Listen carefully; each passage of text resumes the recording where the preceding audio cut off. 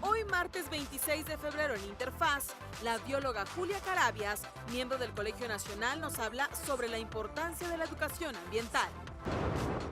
La doctora Valeria Sousa, investigadora titular del Instituto de Ecología de la UNAM, nos platicará sobre la conservación del Valle de Cuatro Ciénegas.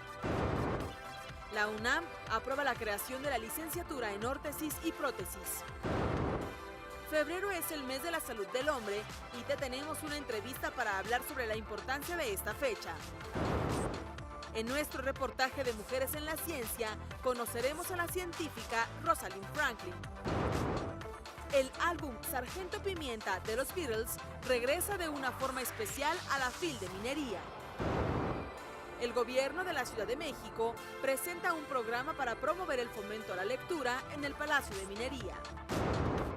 Y en el marco del Festival Internacional de Teatro de la UNAM, se presentó una puesta en escena dedicada a las fake news y a las nuevas tecnologías de la información. Esto y mucho más en el programa que te conecta con lo mejor de la información en educación. Esto es Interfaz. Muy buenos días, amigas y amigos de la Agencia Informativa de Educación de México, de Televisión Educativa. Nos da muchísimo gusto tener la oportunidad de saludarlos esta mañana de martes 26 de febrero y darles la bienvenida a este programa que pretende ser su interfaz con el mundo de la educación, el conocimiento, la ciencia, la tecnología, el arte y la cultura. Como todas las mañanas, saludo con mucho gusto a Omar Cepeda. ¿Cómo estás, Omar? Ana Cristina, es un placer saludarte esta mañana de martes, a ti, por supuesto, a todos quienes nos ven a lo largo y ancho de nuestro país, de nuestro queridísimo país, México. También les recuerdo que además de vernos por el 14.2 de Televisión Educativa también y del Sistema Público de Radiodifusión del Estado Mexicano, también nos puede seguir a través de lo que son las plataformas Facebook y Twitter completamente en vivo por la Agencia Informativa de Educación de México, la AIEDMX. Así que síganos, saludamos también con mucho gusto a mi queridísima Griselda Yebra, quien se encuentra como siempre, como todas las mañanas, al pie del cañón, hablando también, dialogando también con todos ustedes sobre este importantísimo sector que es el educativo. Así que estamos listos, acompáñenos.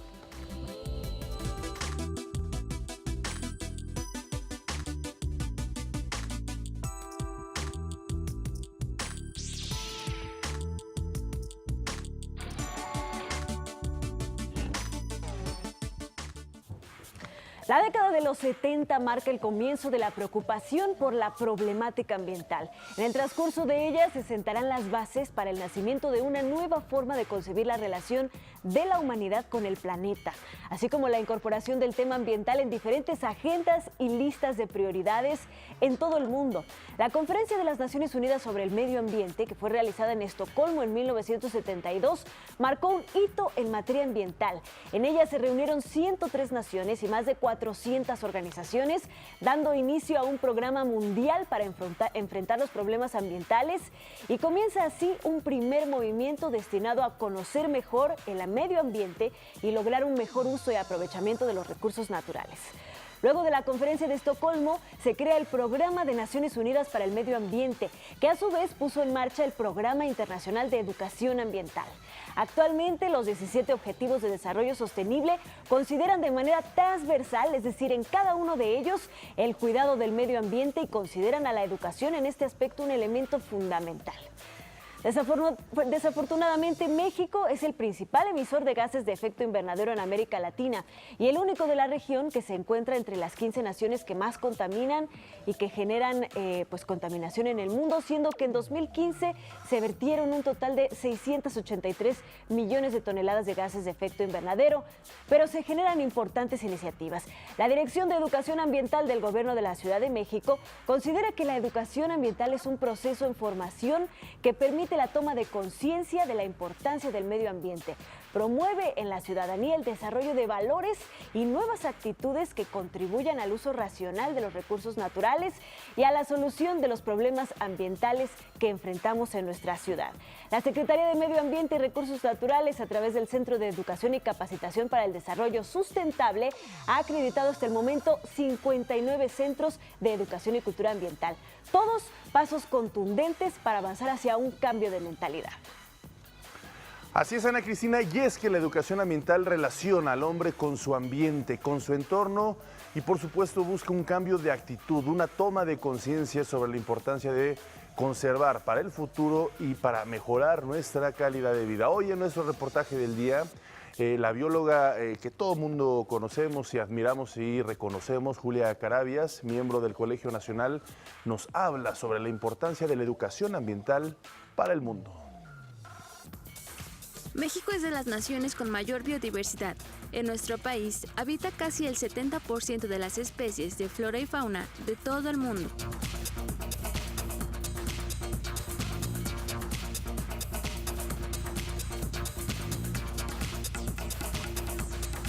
Sin embargo, en los últimos años ha perdido aproximadamente 50% de los ecosistemas naturales. La causa, la pérdida y fragmentación de los hábitats. Nuestros ecosistemas son afectados por diversos factores.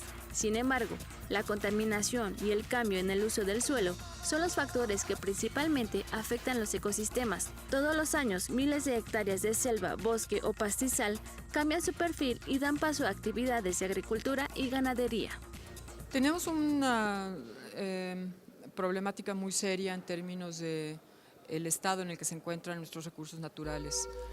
Una parte muy importante de nuestro país está ya deforestada, cuencas contaminadas, suelos erosionados, estamos perdiendo biodiversidad y está habiendo procesos todavía que no logran revertirse.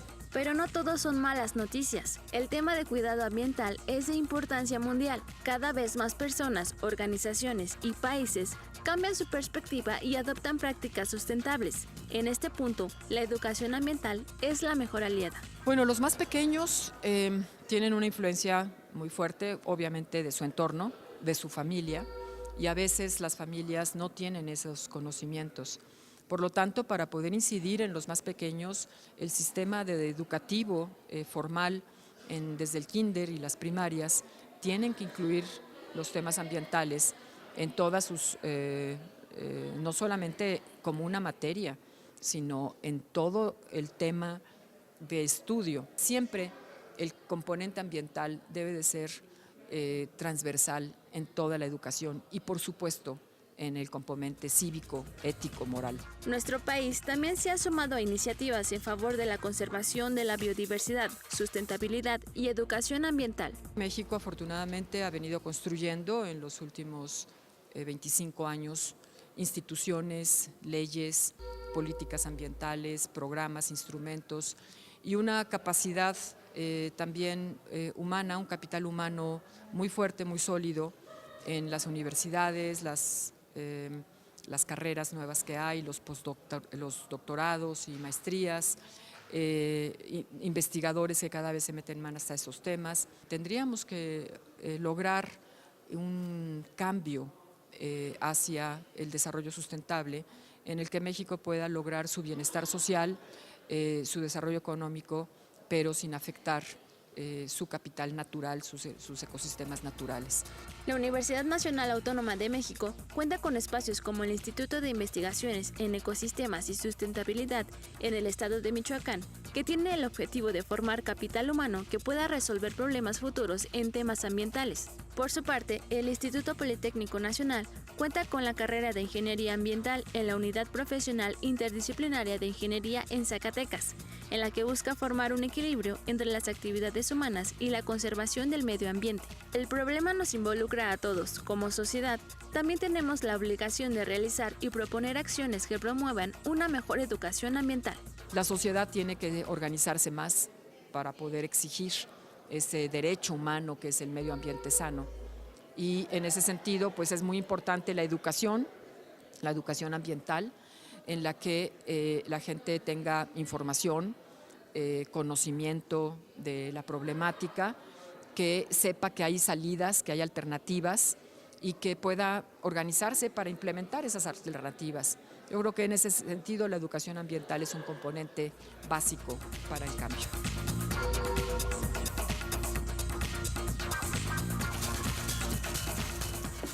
Pues creo que esta situación es ya ineludible, no es una opción, tenemos que cambiar la mentalidad en cuanto a nuestra relación con el medio ambiente.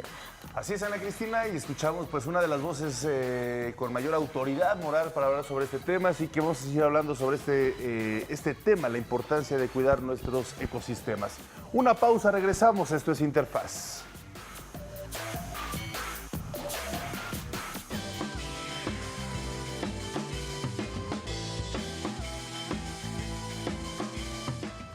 Y bueno, para seguir platicando de este interesante e importante tema, vamos a hablar un poco sobre el Valle de Cuatro Ciénegas en Coahuila, que ha sobrevivido millones de años, ha sido espectador de 5 extinciones masivas y varias eras glaciares, y precisamente una de las grandes expertas en nuestro país, pues está en la línea de Interfaz, es la doctora Valeria Sousa, investigadora titular del Instituto de Ecología de la UNAM. Doctora, muy buenos días, muchísimas gracias por tomarnos esta comunicación para platicar de Cuatro Ciénegas y bueno, de la importancia de la educación ambiental y de la conservación ecológica en México y el mundo. Hola, encantada de estar con ustedes y con el público. Gracias, un placer, buenos días. Doctora, platíquenos un poco qué es Cuatro Ciénegas para las personas que todavía no conocen este fantástico lugar. Cuatro Ciénegas es un oasis en el desierto, pero también es nuestra única ventana al pasado. Es el único lugar del planeta que guardó la historia de Érase una vez, desde que el mundo era anaranjado y las bacterias de Cuatro Ciénegas lo convirtieron en un planeta azul. Doctora, me da mucho gusto. ¿Y cuáles son las circunstancias actuales? Al parecer hay daños, al parecer hay olvidos en ciertos aspectos que están poniendo en peligro pues esta gran diversidad que existe ahí, pues en este oasis, como usted lo dice. Bueno, Cuatro Ciénegas está muriendo y está muriendo muy rápido. No es una muerte sorpresa, es una muerte anunciada. La anunciamos desde 2002. Y lo que pasa es que se extrae el agua profunda para riego de alfalfa, pero también llevamos 50 años extrayendo el agua del humedal por medio de canales que drenan el humedal, convirtiéndolo de regreso a un desierto. Y esto es muy triste porque Cuatro Ciénegas fue mar desde hace mucho tiempo y siempre ha tenido agua y sol, y sus comunidades marinas necesitan el agua. Y bueno, además, doctora, pues esto no es una situación exclusiva de Cuatro Ciénegas, este desgaste, obviamente el hecho de perder un lugar que guarda un testimonio tan importante de la historia natural de nuestro planeta y de nuestro país es verdaderamente grave, pero no está sucediendo solo ahí, sino que está sucediendo en muchos otros lugares del mundo. No hablemos de los glaciares que están derritiéndose a velocidades extremadamente rápidas y de todas las advertencias que han hecho los científicos desde hace décadas acerca de tomar acciones concretas para parar esta tragedia ambiental. ¿Cuál es su opinión acerca de la importancia de hacer caso a estas advertencias y cómo debemos pues tratar de apegarnos a lo que nos recomiendan los científicos? Pues lo que pasa es que los científicos tratamos de hacer ciencia para el país, tratamos de vincularnos con las secretarías y con los tomadores de decisiones. Yo llevo 20 años luchando por Cuatro Ciénegas y entendiendo por qué es tan importante Cuatro Ciénegas, que sobrevivió a todas las extinciones menos a nosotros. Y esa es la tragedia del antropoceno, o sea, lo que mencionas de los glaciares y la contaminación y todo el desastre que los humanos estamos haciendo requiere conciencia humana, pero también requiere una conciencia gubernamental. Nosotros necesitamos que la Comisión Nacional del Agua le otorgue derechos del agua profunda a los usuarios afuera del Valle de Cuatro Ciénegas y que atienda nuestra súplica de que cierre los canales que sacan el 80% del agua del humedal afuera de Cuatro Ciénegas. ¿Qué pasa cuando un lugar, un espacio, un ecosistema como el de Cuatro Ciénegas se ve en peligro de desaparecer, se ve en peligro de perjudicarse, como usted lo dice, en una muerte que está hasta cierto punto anunciada si no se hace algo de forma importante y urgente? ¿Qué sucede en el ecosistema más allá de ese municipio que está en Coahuila? Cuatro Ciénegas es probablemente el lugar más diverso del planeta porque es el más antiguo y entonces le ha dado tiempo de evolucionar. Tiene cientos de especies endémicas que podemos ver y cientos de millones de especies que no podemos ver, pero que tienen la solución para nuevos antibióticos. El potencial biotecnológico de Cuatro Ciénegas es gigantesco, precisamente porque tiene la señal marina del pasado. Ya han sobrevivido, que se han defendido de todo lo que les ha caído encima. Y esa defensa puede quitar las células del cáncer o puede curarnos de enfermedades que ahora ya no se pueden curar. Y vamos a perder esa oportunidad por regar un cultivo que no pertenece al desierto, es la alfalfa. Doctora, ¿cómo entender, cómo lograr hacer esta conciencia que, bueno, como bien usted lo dice, no es solamente de una acción individual, sino tiene que ser un cambio de mentalidad de toda la humanidad, de los sistemas económicos? ¿Cómo lograr hacer entender la profunda e íntima conexión que existe entre el desarrollo de los seres humanos, de la humanidad, de la especie y la conservación de pues el resto de las especies y el resto de los ecosistemas del mundo? Pues necesitas una conciencia a dos niveles. Una son la individual, de lo cual todos somos responsables. Cada uno tiene que educar y tiene que hacer su tarea para hacer un mejor futuro para nuestros niños y para nuestros nietos.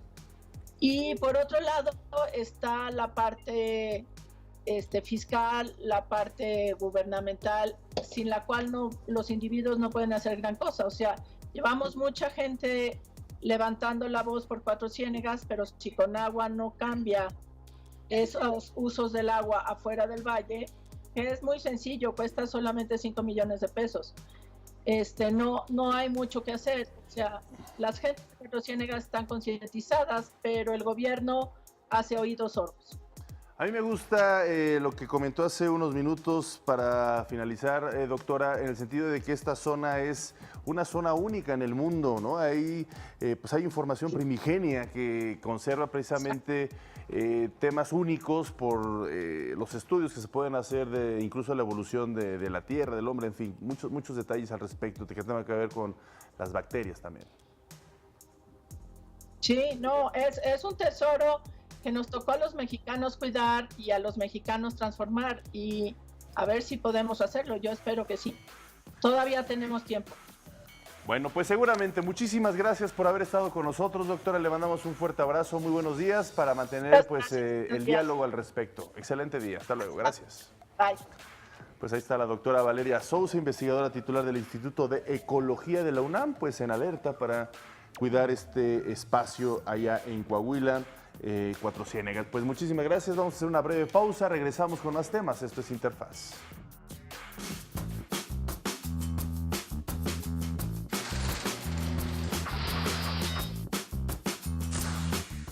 En 1915 nace en Guadalajara, Jalisco, el pintor, muralista y escultor mexicano Raúl Anguiano, último integrante de la Escuela Muralista de México.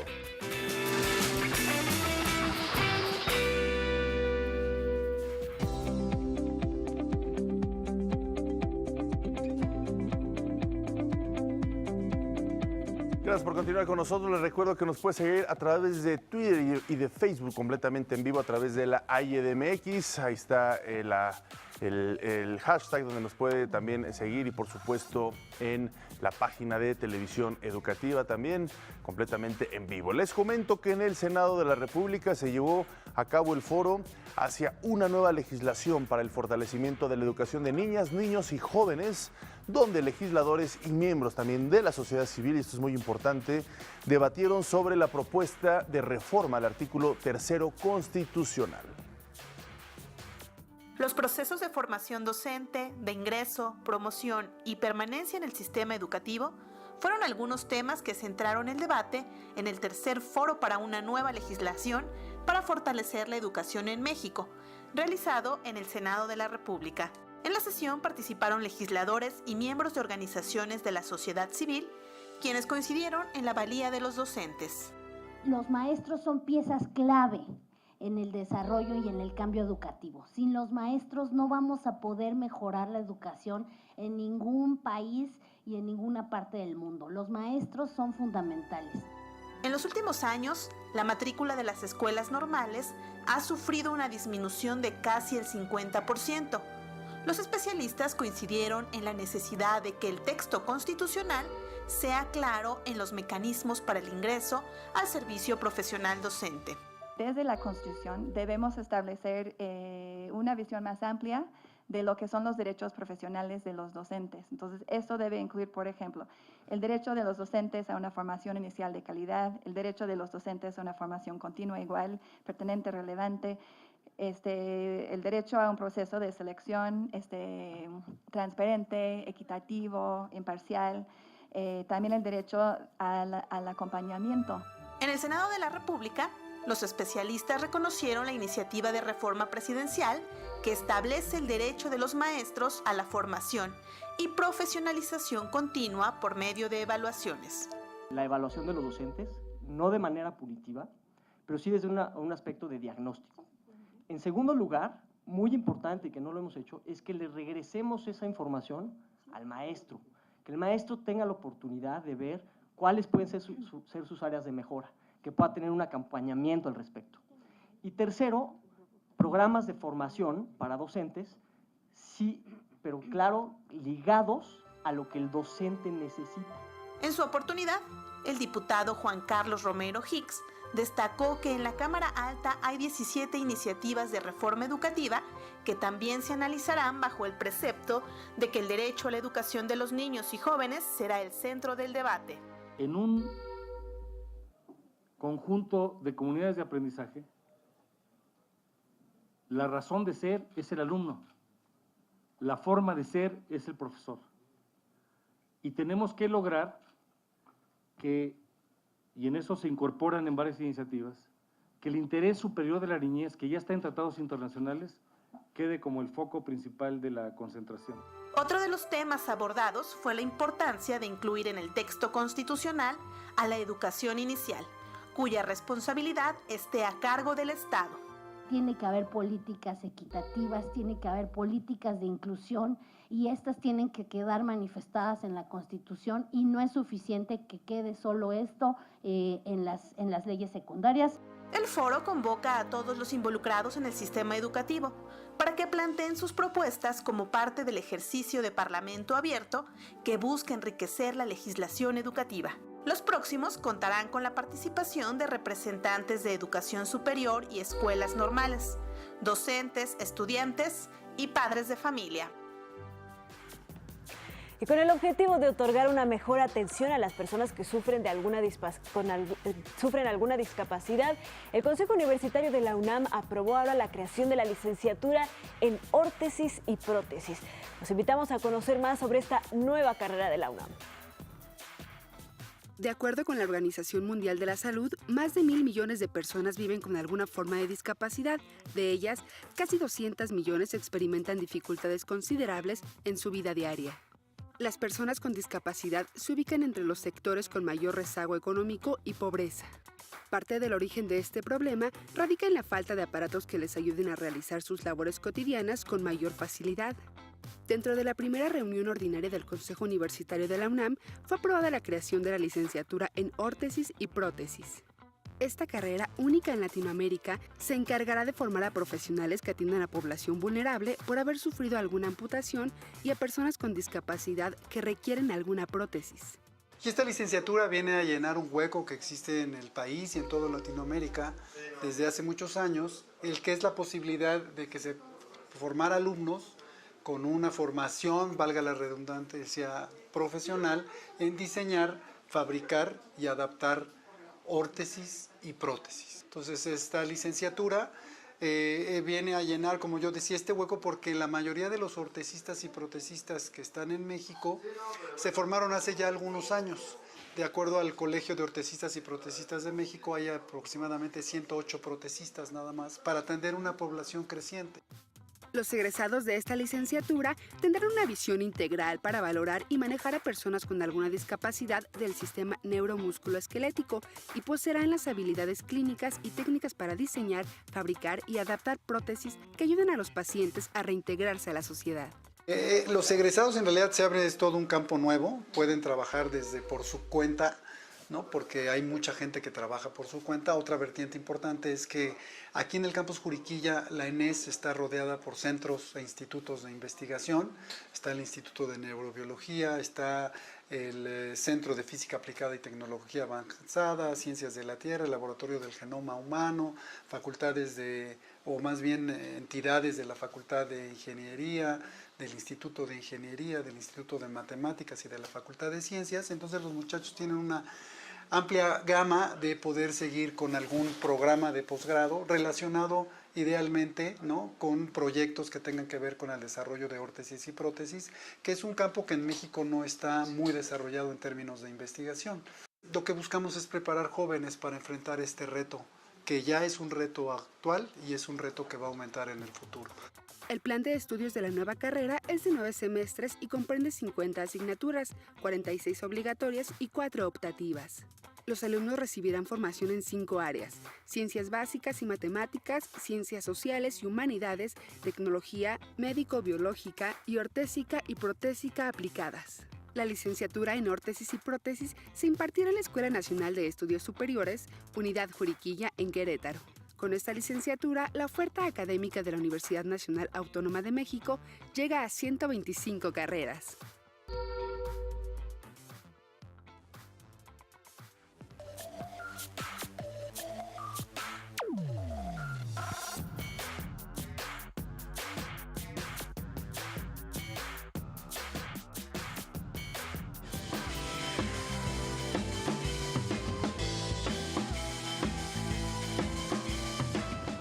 Y bueno, aunque está por terminar el mes de febrero, vale mucho la pena concientizar sobre este tema, la salud del hombre, precisamente para hablarnos sobre la importancia, pues no solo de esta fecha, porque esta fecha se tiene que alimentar a lo largo del año. Nos vamos a enlazar con el doctor Omar Hernández León, jefe del Servicio de Urología del Hospital Juárez de México, pues para dialogar sobre las condiciones en la salud del hombre mexicano principalmente. Muy buenos días, doctor. Gracias por estar con nosotros esta mañana en Interfaz. Hola, muy buenos días. Muchas gracias por la invitación, Mariana. Aquí a tus órdenes. Muchas gracias. Muchísimas gracias. Pues me gustaría preguntarle de entrada cuáles son los principales padecimientos que de forma sistemática en México padecen los hombres mexicanos. Bueno, aquí yo creo que vale la pena primero ver los grupos de edad, pero al menos en este hospital, que es un hospital de referencia, atendemos la mayoría de las veces problemas de próstata en adultos mayores, y vemos que es la principal causa de diagnóstico, que da molestias para orinar, ir muchas veces al baño, la disminución del urinario, levantarse en la noche, y esto les llega a condicionar infecciones de vías urinarias. Eso específicamente en hombres. Doctor, muy buenos días, qué gusto saludarlo esta mañana. Yo quisiera preguntarle, irme un poco más atrás en esta iniciativa y preguntarle de dónde viene precisamente la idea de declarar a febrero la Mes de la Salud del Hombre y cuáles son los principales objetivos que tiene esta estrategia. Bueno, es importante concientizar a la población. Se han hecho muchas campañas, muchas promociones enfocadas a la mujer, cáncer de mama, cáncer cervicuterino, y el hombre, no se le ha dado tal vez la relevancia tratar esta patología y prevenirla. ¿Qué es esto? Pues que el hombre venga no necesariamente a una consulta porque se sienta mal, sino tratar de concientizar que llegar a 45 años de edad tiene que acudir a una valoración con el especialista, con el urólogo, y de esta manera podemos prevenir y tratar enfermedades en etapas no avanzadas. Yo creo que eso es lo más importante en las campañas, hacer una medicina preventiva y ya no una medicina que tal vez no le puedo dar una buena respuesta o simplemente en ocasiones un manejo paliativo, lo que llegan a darse este tipo de pacientes. ¿Cómo está el hombre en materia, doctor, de obesidad y que pues esto degenera en otras enfermedades como por ejemplo la diabetes? Claro, obviamente sabemos que la obesidad en México, pues ya estamos igual que en Estados Unidos, obviamente por la influencia que tenemos de nuestros vecinos, sí. Y esto nos va a condicionar nada más problemas de corazón, no nada más problemas de glucosa, de diabetes, sino otro tipo de problemas, ¿no? Problemas articulares en las rodillas, hay un factor de riesgo agregado a problemas de dislipidemias, colesterol para algunos tipos de tumores. Entonces, no nada más insistir en la evaluación, digamos, enfocarla a urología o enfocarla a cardiología, sino una valoración integral, ver todo el organismo y tratar de prevenir todo este tipo de cosas, como tú lo acabas de bien mencionar, la obesidad, hacer campañas de una buena alimentación, hacer ejercicio, hacer deporte. Doctor, ¿dónde son las principales instancias o con qué médicos especialistas son los principales con los que se debe acudir para poder tener un cuidado integral de la salud de los hombres? Bueno, yo creo que hablando en términos generales, un primer contacto, un médico familiar, un médico general, puede hacer una evaluación primaria con exámenes básicos y de esta manera él lo va a poder canalizar con el especialista que se requiera, ya sea si es un descontrol metabólico con el médico internista. En este caso, si es un problema urológico, un problema prostático, un problema de infecciones, con el urólogo. Si es un problema tal vez respiratorio, tal vez un paciente que haya estado expuesto al humo, pues con el neumólogo. Yo creo que dependiendo la evaluación que se haga de primera instancia, que un chequeo general, la recomendación es a partir de los 40 años, hablo en general de salud, no nada más urológico, y de esta manera poder canalizar con el especialista que amerite. Me gustaría que platicáramos un poco más, doctor, sobre el tema de los diversos cánceres que se generan en los hombres. Por lo que entendí, el principal es el de próstata, el principal cáncer que se presenta en los hombres, pero me gustaría que nos hablara qué otros tipos de cáncer se presenta en los hombres y a qué edades hay que comenzarse a checar de forma general para poder detectar alguno de estos cánceres que nos va a comentar ahora. Claro que sí. Yo creo que es importante ver los antecedentes de cualquier paciente. ¿Qué es esto? Si yo sé que un niño nació prematuro y que tal vez los testículos no descendieron, que se llama criptorquidia, y que a este paciente lo operaron, ya ese paciente tiene un factor de riesgo para tener cáncer de testículo. ¿A qué edad se puede un cáncer de testículo? Puede ser en la adolescencia. Se han hecho campañas para que los jóvenes se revisen los testículos, se toquen los genitales, se toquen los testículos y de esta manera conocer y saber qué es lo normal, y en el momento que encuentren algún cambio, algún aumento de volumen, alguna induración, en ese momento acudir al especialista. Hablando en personas jóvenes, podríamos hablar que la incidencia o la frecuencia sería un cáncer de testículo en pacientes jóvenes. Por eso las campañas de revisar entre cualquier cambio. Hay otro tipo de cáncer que puede afectar en el hombre, pero obviamente tenemos que tener algún antecedente, exposición al humo, a solventes, que pudiera ser el cáncer de vejiga, el cáncer vesical. Y el cáncer de pene es mucho menos frecuente, afortunadamente, está relacionado con los pacientes que no están circuncidados, y también lo vemos más frecuente en pacientes que viven en poblaciones alejadas, en la sierra, que no quieren recibir algún tipo de atención, y porque es un cáncer de pene. Cuando ya llegan a estas instituciones, pues vemos pacientes con etapas muy avanzadas, hablando de cáncer de pene. Así es, doctor, pues muy importantes todos estos apuntes que nos hace para poder prevenir y cuidar la salud del hombre, y lo más importante pues es hacer conciencia de que los hombres no tienen por qué hacérselos fuertes ni merecen una menor atención, así que es importante revisarse y estar pendientes de la salud. Muchísimas gracias por esta comunicación para Interfaz, le mandamos un fuerte abrazo y nos veremos seguramente muy pronto. Muchas gracias, Ana. Muchas gracias, Omar. A sus órdenes. Gracias. Buen no día. hay como la prevención, Ana Cris, siempre lo hemos insistido aquí, prevenir, hacer ejercicio, una buena alimentación. Los elementos muchas veces están en nuestras manos. Así que bueno, pues ahí están los hombres a prepararnos. Así es, también a cuidarse. Una pausa y volvemos con más.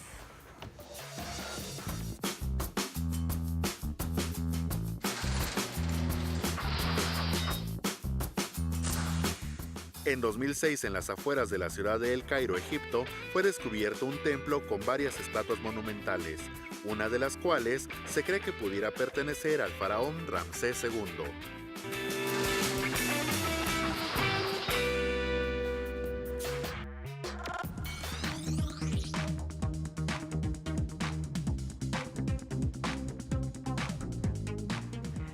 Qué bueno que siguen con nosotros en Interfaz, porque ya estamos listos para irnos de viaje y lo vamos a hacer a través de la experiencia de una estudiante Ella es Yusuet Pamela Martínez Hernández, alumna de la Unidad Profesional Interdisciplinaria de Biotecnología del Instituto Politécnico Nacional.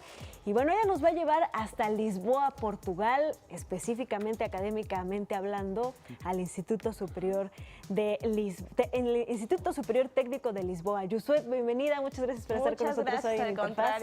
Qué gusto tenerte por acá, gracias. Pues primero que nada, cuéntanos cómo lograste acceder a esta oportunidad que da el Politécnico para que puedas cursar parte de tus estudios. ¿Qué estudias y cómo lograste acceder a esta oportunidad? Pues yo estudio ingeniería ambiental y primero que nada, desde que yo hice el examen a la superior, yo me enteré de esta oportunidad que ofrecía el Politécnico y yo me puse a investigar los requisitos.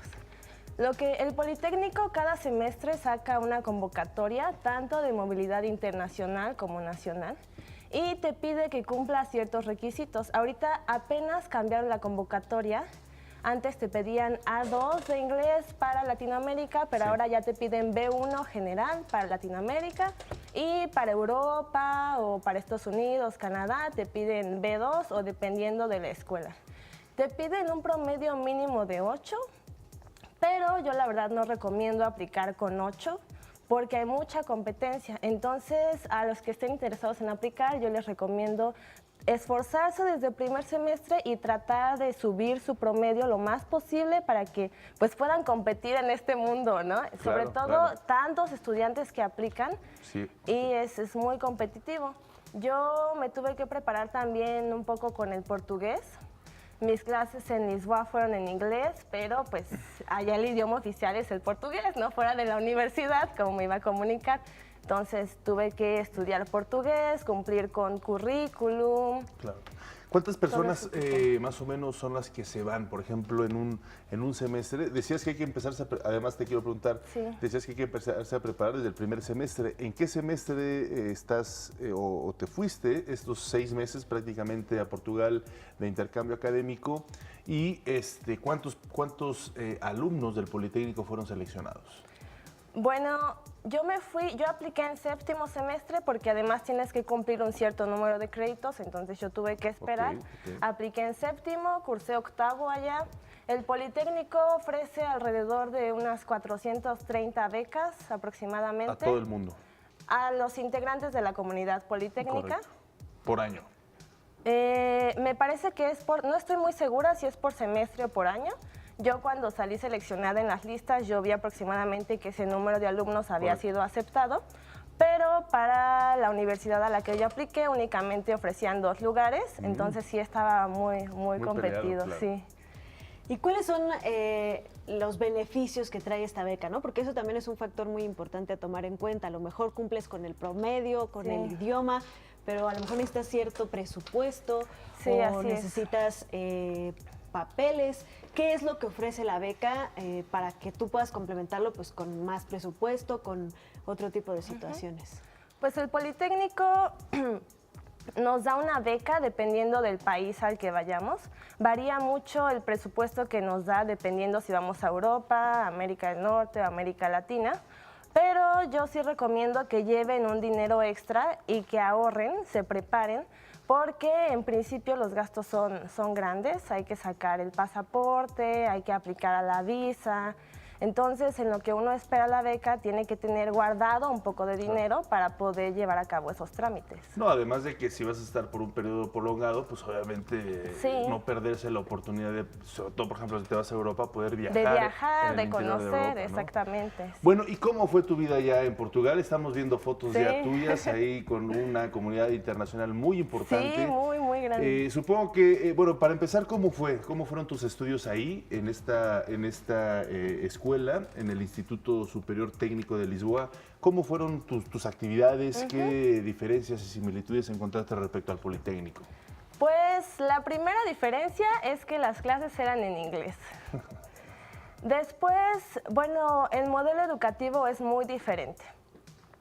Aquí pues tenemos exámenes cada parcial, cada 2 meses aproximadamente, y pasas por promedio, ¿no? El promedio de los 3 parciales. Allá, pues, las clases a veces a veces tienes que entregar proyectos, pero en la mayoría de las clases es un único examen al final y si no pasas el examen, pues no pasaste, ¿no? Entonces tienes que estudiar mucho y pues entregar los pocos proyectos que te pidan para poder aprobar la asignatura. Otra cosa que la verdad me pareció una experiencia increíble es que todos mis compañeros eran de todas partes de Europa y de Asia. Correcto. Entonces yo tuve una experiencia multicultural impresionante. Claro. Yo tenía mi salón de clases y todos participábamos y de pronto participaba yo de México, de pronto otra chica de Suecia, de pronto de Finlandia, de Alemania.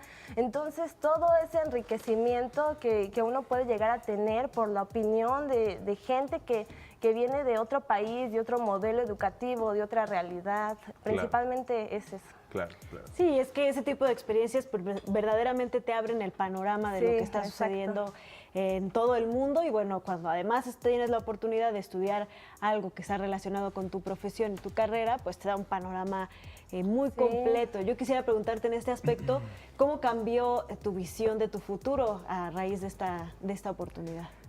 Pues siento que me ha abierto los ojos en muchos sentidos. He visto, pues ya no solo me encasillo en la realidad que vivo aquí, sino que he podido ver otras realidades y cómo vive otra gente. Y ahora me siento mucho más motivada, ¿no? Como aplicar a otro tipo de oportunidades, como tratar de aplicar a una maestría, como enfocarme en más proyectos, aplicar a más cosas. Ahora, pues allá le dan mucha importancia al emprendimiento. De hecho, tuve la oportunidad de participar en un concurso de emprendimiento con mi equipo, que eran 4 portugueses y yo, con el Banco Santander. Participamos en un concurso organizado por el banco. Y me pareció muy interesante el enfoque que le dan y ahora, pues, ¿por qué no? Quizá enfocarme en algo de emprendimiento, ¿no? También me llamaría mucho la atención. Claro, pues sin duda alguna una experiencia riquísima. Un consejo rapidísimo para los que están pensando, animándose, estudiando las posibilidades y a lo mejor no se animan. No, definitivamente anímense, es mi consejo, sí, porque es algo muy competido, pero si no se atreven, no lo van a lograr. Yo, por ejemplo, en mi caso, en algún momento pensé, ¿para qué aplico si es tan competido y quizá haya perfiles mejores que los míos? No sé si me van a aceptar, pero al final, pues yo solo metí mis papeles, lo dejé en manos de Dios y gracias a Dios salió la beca. Entonces sí, atrévanse y ¿por qué no?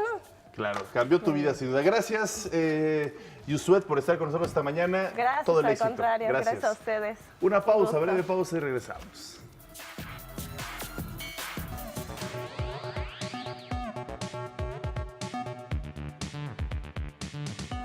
Bueno, y ya se encuentra con nosotros en la mesa nuestra queridísima compañera, generadora de información, reportera especializada en temas pues también de ciencia. Y bueno, a lo largo de estas últimas semanas nos has presentado Bonnie Moctezuma, pues ya una serie de importantes mujeres que han participado en la ciencia, esta trinchera de la gran aportación y de cómo por supuesto, pues también hemos ido estudiando el aumento de las mujeres en la ciencia en los últimos años. En fin, importante las biografías que nos has presentado y hoy nos vas a hablar de una mujer pues también trascendental, Rosalind, no sé cómo lo pronuncias. Rosalind Franklin. Así que bueno, pues platícanos un poco de ella. Sí, que además, Bonnie, antes de que empieces a platicarnos, me emociona mucho porque además la Agencia Espacial Europea acaba de nombrar a su próximo rover en Marte, el Mars 2020, como Rosalind Franklin. Se pues llama Rosalind Franklin. Una maravillosa coincidencia en fechas. De hecho, también por eso retomé un poco su historia, por eso. Pero vamos a hablar de ella porque como muchas otras mujeres no tuvo el reconocimiento en un descubrimiento que hasta ahorita ha sido como de los más importantes, el que ha marcado una pauta en la genética, en la medicina, en la química y pues creo que en toda la vida.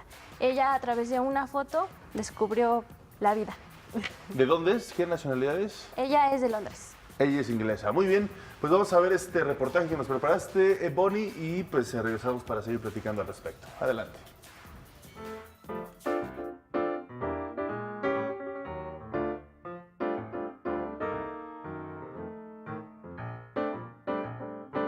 Con una foto, ella logró evidenciar un elemento fundamental para la biología, genética y medicina. Sin embargo, como a muchas otras científicas, el reconocimiento no siempre llega. Rosalind Franklin nació el 25 de julio de 1920 en Londres, Inglaterra. Desde joven dedicó su vida a la ciencia a pesar de la negativa de su papá. A sus 21 años egresó de la Universidad de Cambridge en la carrera de biofísica.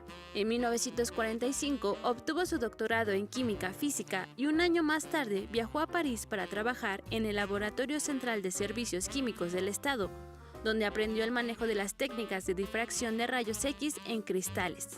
En 1951 regresó a Londres para trabajar en la Universidad King's College. Ahí comenzó sus investigaciones sobre el ácido desoxirribonucleico, mejor conocido como ADN. Durante sus investigaciones conoció a Maurice Wilkins, un compañero del que solo recibió malos tratos. En 1953, Rosalind combinó sus conocimientos en rayos X y ADN para capturar en una foto la estructura doble hélice del ADN. A partir de dos fibras diferentes de ADN, dedujo las dimensiones básicas de las cadenas del ADN y de los fosfatos que estaban en el exterior. Mientras tanto, los biólogos James Watson y Francis Crick también trabajaban en investigaciones sobre el ADN. Sin el permiso de Rosalind, su compañero Wilkins tomó la llamada Foto 51 y la compartió con Watson y Crick. Ellos aprovecharon la información de Rosalind para confirmar la hipótesis de la estructura 3D del ADN. En 1953, ambos publicaron los resultados en una famosa revista científica. En un pequeño párrafo se mencionaba su nombre, pero solo como asistente. En 1962, Watson, Crick y Wilkinson ganaron el Premio Nobel de Medicina por su trabajo con el ADN. Sin embargo, Rosalind nunca se enteró del evento. Murió el 16 de abril de 1958 a sus 37 años por cáncer de ovario. Las aportaciones científicas de Rosalind no solo marcaron una pauta en la biología, sino que también sus investigaciones sobre el carbón ayudaron a la industria aeroespacial. Después de graduarse, consiguió un trabajo en la Asociación Británica de Investigación de Utilización del Carbón, donde investigó el material para su uso como combustible. Algunos artículos sobre las microestructuras de fibra de carbono sirvieron como base para la construcción de aeronaves. Además, también estudió las moléculas del tabaco y del virus de la poliomielitis.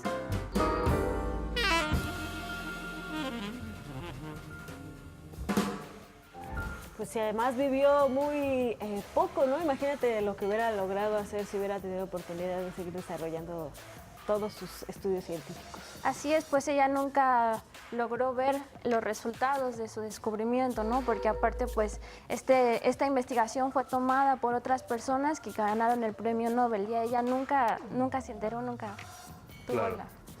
Claro, y bueno, pues sin duda alguna esta mujer, pues como dices, también fue en su momento o no reconocida o incluso hasta ocultada o marginada, ¿no? Y ese es un aspecto que creo que en esta sección siempre tratamos de defender, cómo las mujeres deben de ser más evidenciadas por su aportación en materia de ciencia. Claro, ella fue la base fundamental para la construcción del ADN, ¿no? O sea, de los conocimientos.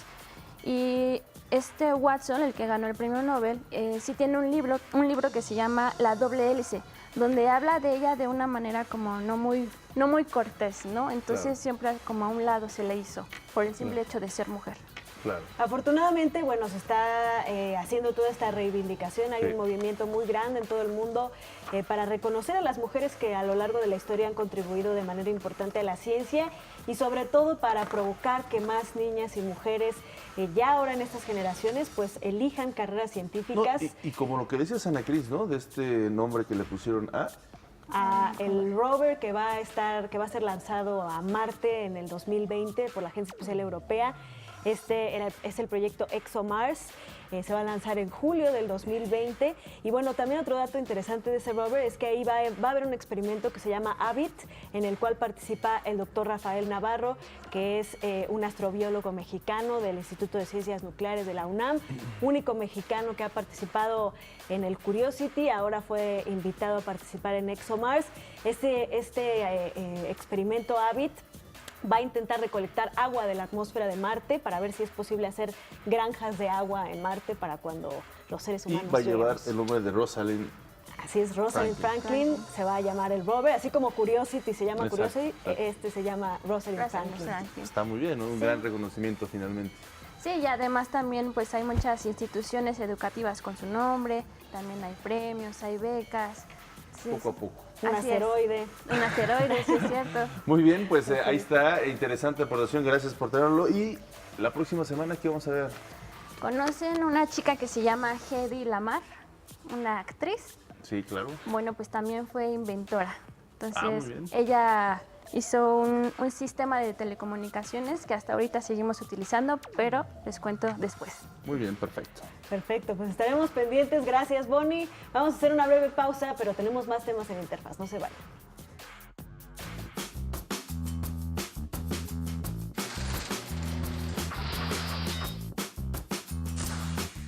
En 1934 nace el pintor y grabador mexicano José Luis Cuevas, gran exponente del movimiento de la ruptura.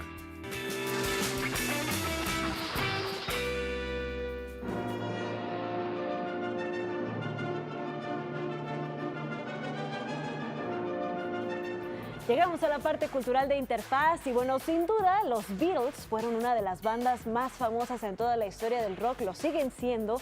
Uno de sus discos más representativos fue Sargento Pimienta o Sgt. Pepper, álbum que llegó a la 40ª edición de la Feria del Libro de Minería. Vamos a ver de qué manera. The Beatles son una de las bandas más importantes de la historia de la música popular y del rock. Los 4 jóvenes originarios de Liverpool influyeron en la cultura, la sociedad y la política, sabiendo llegar a la gente y trascender en la historia. Su 8º álbum de estudio, Sgt. Pepper's Lonely Hearts Club Band, es citado como uno de los discos más influyentes de todos los tiempos.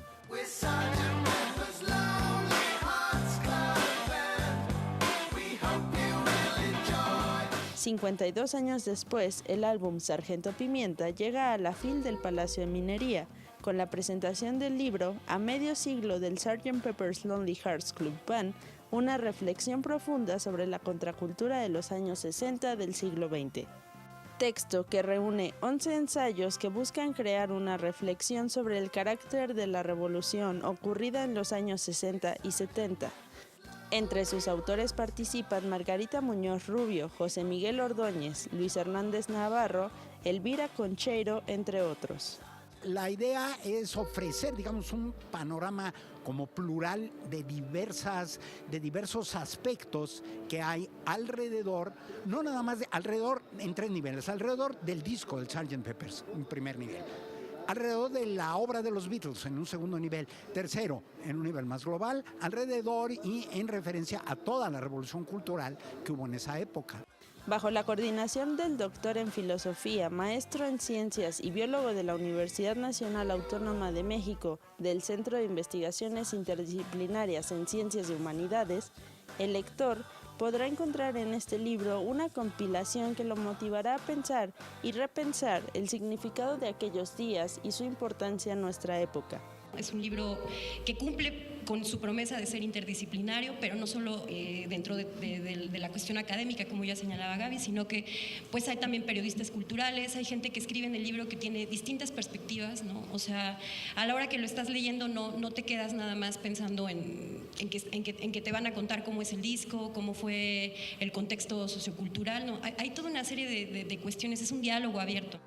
Además, busca ser una invitación abierta para que el público de cualquier generación pueda entender y generar una idea clara sobre los cambios ocurridos en la sociedad desde el lanzamiento de este álbum, junto con la importancia de la música en nuestro entorno y tejido social.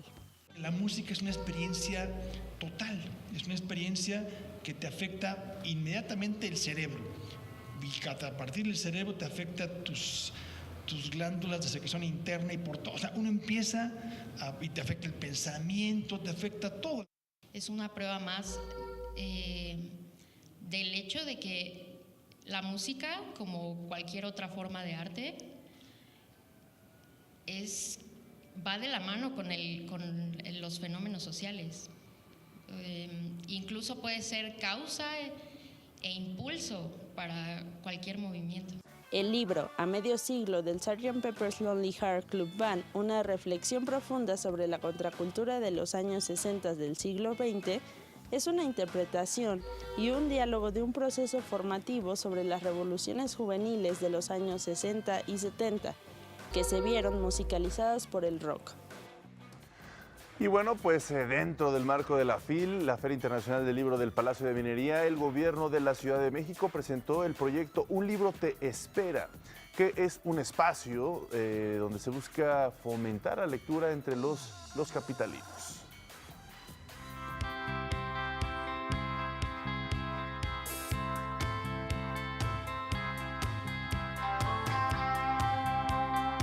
Se estima que en México existen más de 4 millones de habitantes analfabetas, quienes no tuvieron la oportunidad de ampliar su conocimiento y sumergirse en diversos mundos a través de la lectura. La Feria Internacional del Libro del Palacio de Minería trabaja en conjunto con editoriales, instituciones educativas y culturales para alcanzar el objetivo de fomentar la lectura. La Secretaría de Cultura de la Ciudad de México y el programa Libro Club crearon un espacio, Centro de Lectura, con la siguiente afirmación: acércate, un libro te espera. El objetivo de la sala es dar a conocer un poco más sobre lo que se trabaja en Libro Club, pues al final Libro Club es un programa que lleva vivo 20 años y ahora con el apoyo del programa de Pilares se propone hacer incidencias en toda la Ciudad de México, en cada alcaldía, y de esta manera pues se pretende también mostrar lo poco de lo que se hace, como son susurradores, cuentacuentos, narradores orales, talleres. Un espacio dentro de la Feria del Libro del Palacio de Minería adaptado para degustar las distintas opciones de lectura y los talleres que ahí se ofrecen. Está compuesto por libros de las mismas ediciones de Secretaría de Cultura y otras como del Fondo de Cultura Económica o por partes de ediciones diversas, como lo podrían ser Alfaguara, ediciones ficticias, etc. Los talleres, así como Libro Club, son específicamente de fomento a la lectura y cada promotor lo puede abordar como él pueda interceptar con la comunidad, ya que cada comunidad tiene necesidades diferentes y al mismo tiempo pues tiene un público diferente. En este centro de lectura no hace distinción entre lectores. Cabe resaltar que también cuenta con la participación del programa Puntos de Innovación, Libertad, Arte, Educación y Saberes. Pilares. Esta sala principalmente va dirigida para todo público, pero si bien tenemos como parte de acervo más infantil, también tenemos para gente adulta. Y bueno, la relación con el programa Pilares hay en conjunto de Cine Club, Transformaciones Colaborativas y Libro Club. La idea es que Pilares pueda abrir el espacio y estos programas puedan hacer las incidencias con la comunidad. La comunidad del Libro Club invita a los niños al mundo de las letras para que por sí mismos decidan el camino o género literario de su preferencia. Desde la escuela siempre nos han enseñado que la lectura debe de ser como algo obligatorio, algo tedioso, pero la verdad es que hay muchas maneras de leer. Podemos leer con cine, podemos leer con revistas, podemos leer caminando simplemente. Y el fomento a la lectura no solamente nos enfocamos en el objeto del libro, sino lo importante es la persona como lector y creemos que ambos deben de ir de la mano.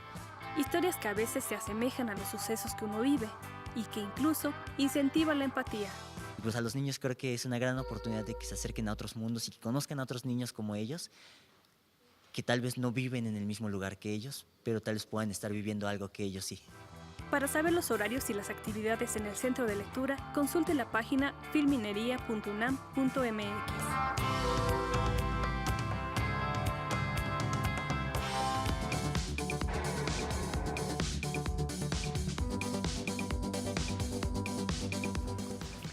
Pues ahí están solo algunas de las muchísimas actividades que se están llevando a cabo en la FIL. Seguiremos dándole cobertura. Una pausa y volvemos.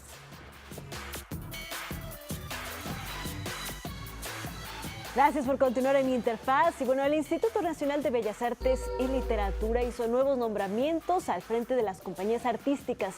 A cargo de estas instituciones estarán personajes que buscarán promover la difusión de las artes y también la educación. Veamos.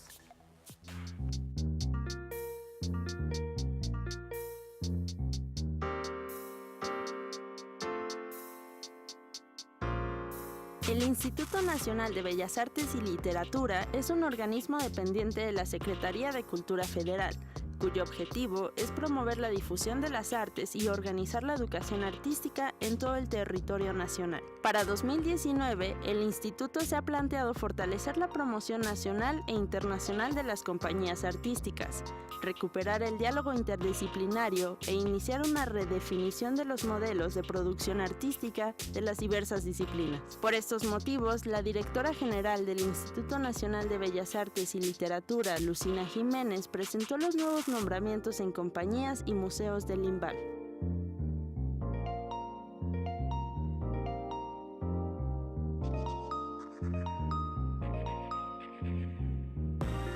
La primera bailarina, Elisa Carrillo Cabrera, fue nombrada en la codirección de la Compañía Nacional de Danza para trabajar en conjunto con Cuauhtémoc Nájera Ruiz. Esta colaboración artística y laboral tiene como propósito fortalecer el quehacer profesional de la danza e impulsar un nuevo proyecto artístico a nivel mundial. Porque la danza y la vida ambas tienen que estar juntas. La danza y la música, perdón. Sin música no hay danza. La música hace que la danza brille, que la danza le llegue al ser humano. Entonces yo creo que las dos serían como vida y aire. Por su parte, la Compañía Nacional de Teatro seguirá bajo la dirección del productor Enrique Singer, quien buscará continuar fortaleciendo el papel de las mujeres en la dramaturgia y la dirección, además de invitar al diálogo con el teatro en lenguas indígenas y la formación teatral y dramaturgia de los estados. El teatro mexicano no es una sola cosa, es uno de los lugares más ricos del mundo. Al frente de la dirección de la Compañía Nacional de Ópera continúa el maestro Alonso Escalante Mendiola. Su reto es impulsar a nuevos formatos de producción artística, la promoción de la ópera mexicana y la generación de un programa nacional que fortalezca a diversos talentos de los estados de la República. La ópera tiene la virtud de que se ha sabido renovar, se ha sabido reinventar. Asimismo, Marco Antonio Silva fue ratificado como director del Centro de Producción de Danza Contemporánea para fortalecer la formación y el diálogo con las escuelas de danza e impulsar proyectos comunitarios en todo el país. Es un momento en que creadores y espacios que articulen la proyección de estas creaciones pueden fortalecerse, puede dar un salto cualitativo en este momento. Como parte de estos nuevos nombramientos en la Dirección de Arquitectura y Conservación del Patrimonio Artístico Inmueble, quedó al mando de la arquitecta y maestra en Historia María Lisbeth Aguilera Garibay.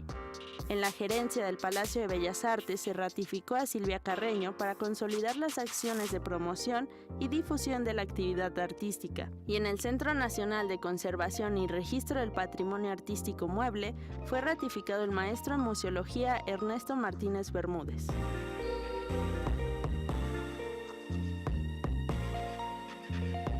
Bueno, y en el marco del Festival Internacional de Teatro de la UNAM se presentó una puesta en escena dedicada pues, a lo que todos conocemos como las fake news o las noticias falsas y también a las nuevas tecnologías de la información y por supuesto cómo confluyen todos estos aspectos que ya forman parte de nuestro día a día. Su directora, Francine Alepán, nos cuenta la importancia precisamente de este tema.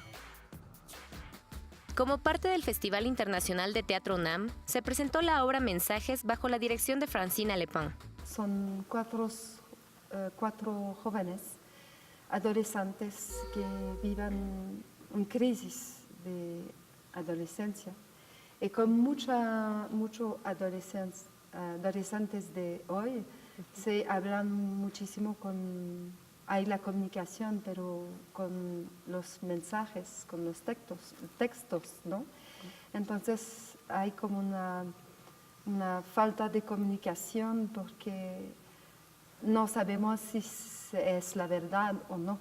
Las tecnologías de la información y comunicación representan hoy en día el medio de comunicación más poderoso que existe en la sociedad. En esta obra se presenta la falta de veracidad en las noticias y mensajes que se transmiten en las conversaciones entre los adolescentes o jóvenes, quienes entablan relaciones sociales sin detectar la falsedad detrás de la pantalla. A mí que me interesa es de ver que hay guiones entre la juventud de Montreal y la juventud de aquí de México. y que son cosas que viven casi en su cultura distinta, por supuesto, pero son fundamentales, son sentimientos y emociones fundamentales que viven los adolescentes, que sean de Canadá o de aquí, de México. De acuerdo con la actriz, la formación actoral de los jóvenes que participan en la obra es muy profesional y están capacitados para interpretar papeles tanto en México como en el extranjero. Aquí estamos buscando lo mismo. Hablamos el mismo idioma. De arte teatral son las mismas reglas en cualquier país y cualquier cultura. Hay príncipes que regresan al teatro cuando estamos hablando de presencia corporal, de la palabra, de la dicción, de la manera de manejar la palabra en el teatro o la voz. Es lo mismo. La directora se ha dedicado al teatro físico durante más de 30 años y paralelamente a su carrera ininterrumpida de interpretación y creación, realizó estudios avanzados en teatro y análisis de movimiento. Tengo una formación de actriz, con voz, y además me apasioné por el movimiento. Entonces trabajé muchísimo con una formación corporal distinta que se llama mimo corporal, con maestros que vinieron que tuvieron una formación con Étienne Decroux en Francia. Y me fui también a conocer a Étienne Decroux. Francina Lepin comenta que es muy importante que las universidades generen este tipo de festivales, pues es aquí de donde surgen los mejores intérpretes del mañana. Pues qué interesante propuesta escénica, ¿no, Ana Cris? Así es, vale muchísimo la pena disfrutar de todas estas puestas en escena y esta oferta cultural que ofrece no solamente la UNAM, sino muchas instituciones educativas y culturales en nuestro país. Así es. Vamos al teatro, veamos el teatro, sintamos el teatro. Así que bueno, vamos a hacer una breve pausa y regresamos al final de Interfaz.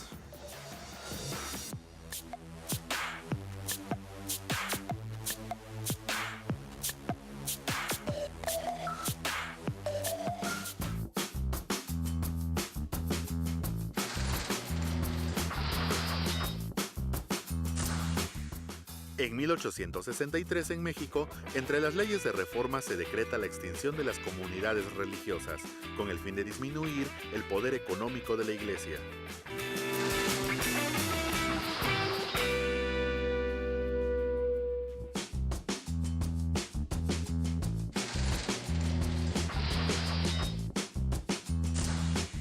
En 1802 nace el poeta, novelista y dramaturgo francés Victor Hugo, cuya obra Los Miserables significa un impulso fuerte al romanticismo.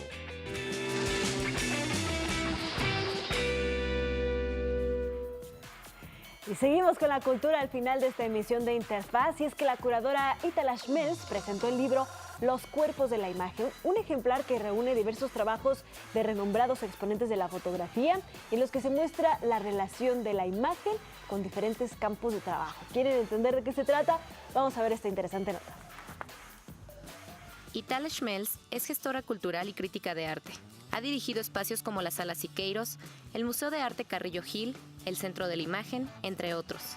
Actualmente presenta el libro Los Cuerpos de la Imagen, resultado del encuentro Las Tres Eras de la Imagen, Actualidad y Perspectiva en los Estudios Visuales, realizado en enero de 2015 en Ciudad de México por 17 Instituto de Estudios Críticos y el Centro de la Imagen. Nos dimos cuenta que no era tan sencillo, que no había directamente áreas académicas que cubrieran todos los aspectos de los estudios visuales, que había muchas ideas, que había mucha admiración por autores muy importantes que estaban dando marcos muy novedosos para entender una sociedad muy cambiante, que sobre todo ha cambiado en el sentido de que se ha vuelto cada vez más icónica, iconofágica y digamos, contaminada visualmente. La imagen incluye ámbitos como el cine, la fotografía, la televisión, el video, los medios digitales, la publicidad, las historietas, la caricatura y el fotoperiodismo. El uso digital de las herramientas, la posibilidad de generar fotografías, de hacer video, de transportarlas vía los celulares, ha cambiado totalmente el estatus del artista. ¿no? Sobre todo el fotógrafo. Todo eso estaba en juego y eso es lo que nos convocó a hacer ese coloquio. Gran parte de los textos contenidos en la primer parte del ejemplar apuesta por una historia de las imágenes, enfocándose en el significado cultural de las obras más que en su valor estético. En este libro, la manera en la que hemos dividido la participación de los ponentes es en 3 grandes grupos. El primer grupo responde a autores de gran talla internacional que han generado propuestas conceptuales y teóricas para abordar hoy en día las imágenes. En él se recogen textos de renombrados exponentes nacionales e internacionales como Jean-Luc Nancy, Kate Moxey, Mara Mills, Miguel Ángel Hernández Navarro, Sergio González Rodríguez, por mencionar algunos. La segunda parte del volumen está dedicada a un merecidísimo homenaje a José Luis Brea, filósofo español fallecido, su viuda, María Virginia Jagua, también ella una teórica, una curadora muy importante mexicana, nos propone que revisemos este libro llamado Las 3 eras de la imagen, realizada por José Luis Brea. Vienen especialistas españoles, se arma una mesa dedicada a este tema, las 3 eras de la imagen, la época tradicional, donde las imágenes son únicas y repetibles, la pintura. En la última parte, el libro ofrece un mapeo entre quienes están pensando y cómo se está pensando la producción de imágenes en México. Esa distancia crítica que nos permite hacer memes, por ejemplo, ese es un poco en donde a mí me gustaría que nos ubiquemos, la capacidad de responder a imágenes coercionantes con sus deconstrucciones críticas. Itala Schmelz asegura que el lector encontrará reflexiones sobre el cine mexicano, la ficción televisiva en México, la imagen digital e inclusive la profusión de las imágenes de violencia del crimen organizado y cómo interactúan las expresiones artísticas con esta realidad. El libro se podrá encontrar en múltiples librerías del país y en el Museo Universitario de Arte Contemporáneo. Pues así llegamos al final de esta emisión de Interfaz. Muchísimas gracias por habernos acompañado durante esta hora y media. Les recordamos que pues estaremos aquí con ustedes toda la semana de 9 a 10:30 de la mañana por los canales de televisión educativa y redes sociales. Así es, Ana Cristina, pasen un excelente martes. Gracias, Griselda Yebra, por estar con nosotros en la lengua de señas. Gracias a todos ustedes por acompañarnos esta mañana. Gracias a todo el equipo de Televisión Educativa y de la Agencia Informativa de Educación de México por hacer posible este espacio informativo. Gracias, nos vemos mañana.